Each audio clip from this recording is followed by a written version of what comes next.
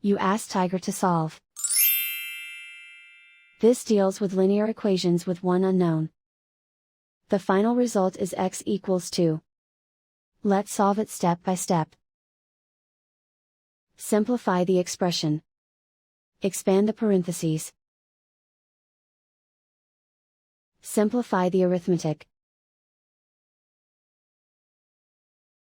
Group all constants on the right side of the equation. Subtract 6 from both sides. Simplify the arithmetic.